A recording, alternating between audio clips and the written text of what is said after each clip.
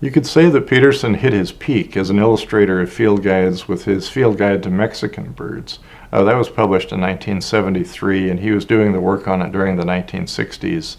And by that time, he was really a master of using mixed media and creating these beautiful illustrations of birds. And so if you look at something like a plate of hummingbirds from the Mexican Field Guide, it's gorgeous. You feel like you could eat it with a spoon.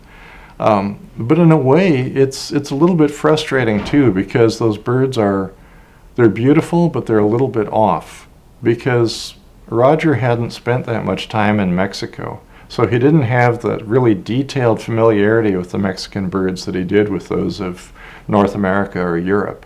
So you can look at these paintings and think, that's beautiful, but I wish he had done a little bit more birding in Mexico first. And there's a kind of there's a break in generations that's interesting when you look at field guide illustrators. If you look at the best bird guide illustrators working today, like David Sibley in the United States, or Killian Mullarney in Ireland, or Lars Johnson in Sweden, all of them spend a lot of time sketching birds in the field. They go outdoors, they watch birds through a spotting scope, and they do really detailed sketches. And that's important because there are things about the personality of the bird that you can get that way that you can't get from photographs. Roger Peterson didn't do much of that. He did some drawing of birds from life when he was young. For example, he would go to the zoo and sketch owls and things at the zoo. But in later years, he would look at birds and he would take photographs for reference, and he was quite a photographer. But then he would go back and sort of construct illustrations from his memories and from photos. And there's a little bit of the personality of the bird that you don't quite capture that way. So we see a break between that kind of illustration, the sort of thing that Peterson was doing and that Arthur Singer was doing, and the field guide illustrations today, where you can see that the artist really has familiarity with that bird and has actually drawn it from life. One of the comments that Roger Peterson made to me, and that he made in writing a number of times, was that he always felt like a comedian who wanted to play Shakespeare. And what he was referring to is the fact that he was constantly doing these illustrations for field guides, but he really wanted to do more studio-type painting.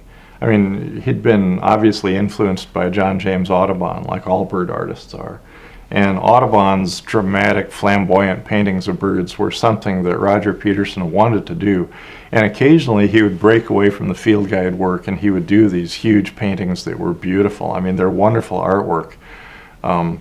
And several times when he was in his 60s and 70s and 80s, he commented to me that he was going to do more of that. Or it was like he would say, I'll do one more revision of the field guide, and then I'm going to put that aside and just work on these large format studio paintings of birds.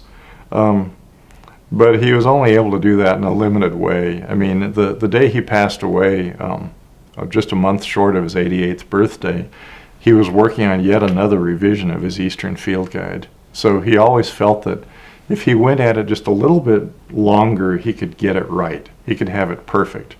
But even though he wasn't in the studio doing paintings that he would regard as art, to my mind, there's a real artistic quality to his field guide illustrations.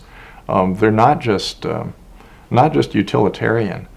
There's a real sense of design, and they're really beautiful. If you imagine them being just birds drawn from his imagination, they would be pure works of art because the design and the layout is just beautiful. So he managed to bridge the illustration to art gap, I think, in his work.